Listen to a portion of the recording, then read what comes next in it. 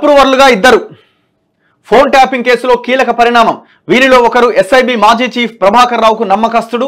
నేటితో ముగియబోతున్న మాజీ డీసీపీ రాధాకిషన్ రావు కస్టడీ, ఓ ఇన్స్పెక్టర్, 4 కానిస్టేబుళ్ల విచారణ, పలు జిల్లాల్లో వార్ రూమ్లు, 7 చోట్ల ట్యాపింగ్ కేంద్రాలు. ఖమ్మం జిల్లా నేలకొండపల్లి మామిడి తోటలో కూడా ఏర్పాటట.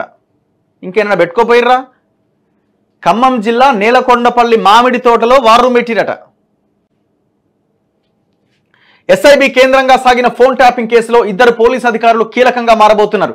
అవసరమైతే కేసులో వారి పాత్రను బట్టి నిందితులుగా చేర్చి ఆ తర్వాత అప్రూవర్లుగా మార్చే దిశలో దర్యాప్తు అధికారులు అడుగులు వేస్తున్నారా?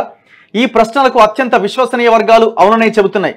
ప్రస్తుతం పోలీస్ కస్టడీలో ఉన్న టాస్క్ ఫోర్స్ మాజీ డీసీపీ రాధాకిషన్ రావు కూడా వారిద్దరి పేర్లను వెల్లడించిన దర్యాప్తు అధికారులు కనీసం నోటీసులు ఇచ్చి వారిని విచారించిన దాఖలాలు లేవు. దీన్ని బట్టి రిటైర్ అయ్యాక కూడా ఎస్ఐబిలో ఓఎస్జీలుగా కొనసాగుతున్న ఆ ఇద్దరు అధికారులు కీలక సాక్షులుగా ఉన్నట్టు స్పష్టమవుతోంది. వారిద్దరూ సాక్ష్యం చెప్పడానికి సిద్ధపడ్డ తర్వాతే దర్యాప్తు అధికారులు ఈ కేసులో టెలిగ్రాఫ్ చట్టాన్ని జోడించినట్లు తెలుస్తోంది. ఆ ఇద్దరు అధికారుల్లో ఒకరు ఎస్ఐబి మాజీ చీఫ్ ప్రభాకర్ రావుకు అత్యంత నమ్మిన బంటుగా ఉన్నట్టు సమాచారం. నిజానికి ఈ కేసులో ప్రణీత్ రావును విచారించడానికి ముందే దర్యాప్తు అధికారులు ఆ ఇద్దరు ఓఎస్జీల ద్వారా పలు జిల్లాల్లోని వార్ రూమ్లు, 7 ప్రాంతాల్లోని ట్యాపింగ్ కేంద్రాల ఏర్పాటు వంటి, చూడండి ఎంత దారుణమైన సిచ్యువేషను.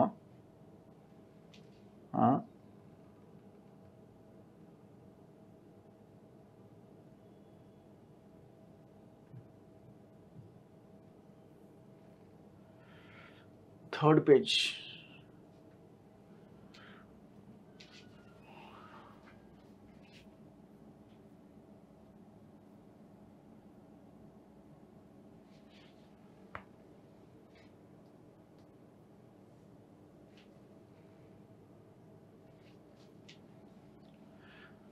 ఈ కేసులో నిందితులకు పక్కాగా శిక్షలు పడేలా దర్యాప్తు అధికారులు ముందుకు సాగుతున్నారట. ఈ క్రమంలో పలు విషయాల్లో అత్యంత గోప్యత పాటిస్తున్నారు.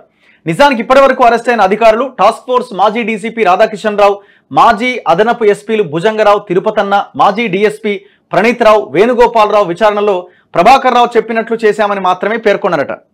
అయితే ట్యాపింగ్ వ్యవహారానికి సూత్రధారి ఎవరు అనేది తెలియాలంటే ప్రభాకర్ రావు అరెస్ట్ అవ్వాల్సిందే. ఆయన విచారణలోనే గత ప్రభుత్వంలో ఎవరు తనతో ట్యాపింగ్ చేయించారు, ఎక్విప్మెంట్ కొనుగోలుకు నిధులు సమకూర్చిందెవరు అనే వివరాలు వెలుగులోకి వస్తాయి. అంతేకాదు పక్కాగా వాంగ్మూలాలు, సాక్ష్యాలు, ఆధారాలు ఉంటేనే కోర్టులో ఈ కేసు నిలబడుతుంది. అయితే నిందితుల్లో ఎవరైనా అప్రూవర్గా మారి నేరం జరిగిన తీరు వివరిస్తే దర్యాప్తు అధికారులు ఆధారాల కోసం పెద్దగా ప్రయత్నించాల్సిన అవసరం ఉండదు. అయితే అప్రూవర్గా మారేవారు నిందితుల జాబితాలో ఉండాలి. కోర్టు అనుమతితోనే వారిని అప్రూవర్గా గుర్తించాల్సి ఉంటుంది. సాక్షులుగా మారిన ఆ ఇద్దరు అధికారుల పాత్ర ఈ కేసులో ఉన్నట్లు రాధాకిషన్ రావు విచారణలో తేలినట్టు తెలుస్తోంది. ఈ నేపథ్యంలో దర్యాప్తు అధికారులు వారిద్దరిని నిందితులుగా చూపించి ఆ తర్వాత అప్రూవర్లుగా మారే అవకాశం కల్పిస్తారని సమాచారం అట.